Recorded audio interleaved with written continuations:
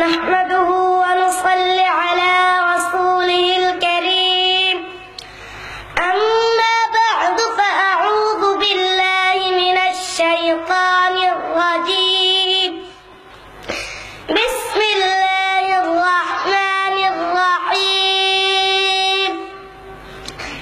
اقرأ باسم ربك الذي خلق صدق الله المولانا العظيم وقال النبي صلى الله عليه وسلم خيركم من تعلم القرآن وعلمه أو كما قال عليه الصلاة والسلام সম্মানিত মুরব্বিয়ান ইকরাম, যুবক ভাইরা, তরুণ ভাইরা, পর্দার আড়ালে আমার মা ও বোনেরা, আমরা আজকে এই মাহফিল পেয়ে খুশি না বেজার? খুশি যদি হয়ে থাকি মহান প্রভুর দরবারে শুকরিয়া জানাই, বলি আলহামদুলিল্লাহ।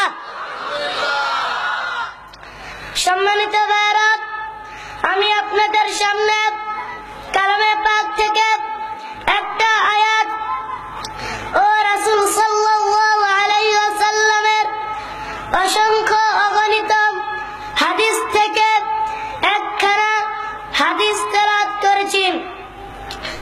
এর আলোকে আমি অল্প কিছু সময়ের ভিতরে কিছু বক্তব্য পেশ করতে চাই। আপনারা কি শুনতে রাজি?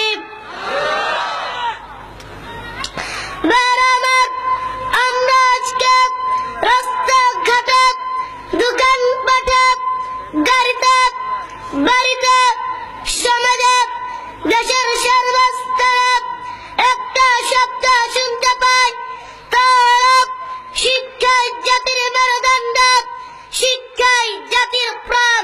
কথা বলেন ঠিক কিনা?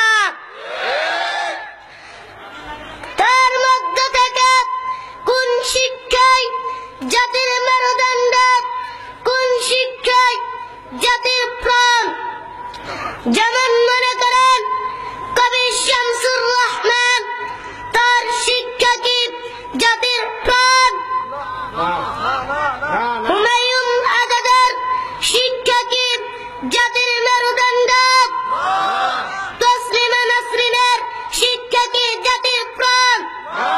যে শিক্ষা আল্লাহর বিরুদ্ধে, নবীর বিরুদ্ধে, কোরআনের বিরুদ্ধে, হাদিসের বিরুদ্ধে, সাহাবা একরামের বিরুদ্ধে, আলেম উলামাদের বিরুদ্ধে, মসজিদ মাদ্রাসার বিরুদ্ধে, মুসলমানদের বিরুদ্ধে চলে, সেটা কোনদিন জাতির মেরুদণ্ড হতে পারে না, পারে না, পারে না। কথা বলেন ঠিক কিনা?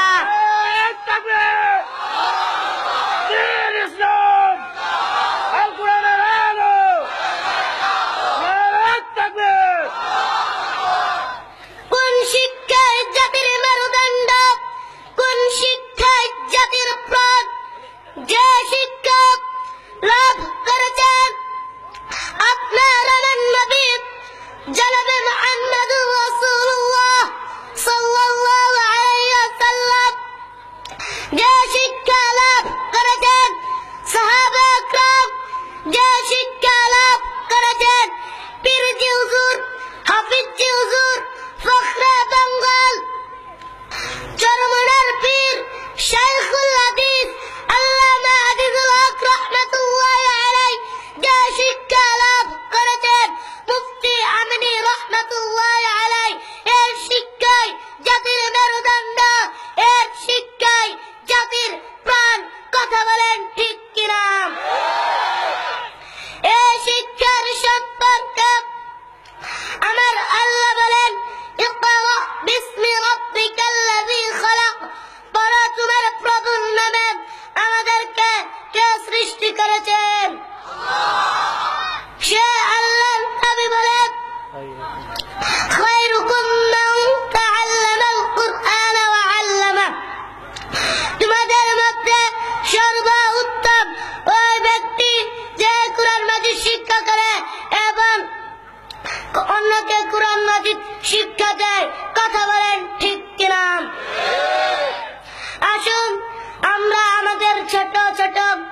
ছেলে মেয়েদেরকে, ছোট ছোট ভাই বোনদেরকে মাদ্রাসায় ভর্তি করি। আমি যা কিছু বলেছি, আমার যদি কিছু ভুল হয়ে থাকে আমাকে মাফ করে দিবেন। আমি রসুলপুর বাইতুল কুরআন ইসলামিয়া মাদ্রাসার ছাত্র, আমার জন্য সকলে দোয়া করবেন। ওয়া আখিরু দাওয়ানা আনিল হামদুলিল্লাহি রাব্বিল আলামিন।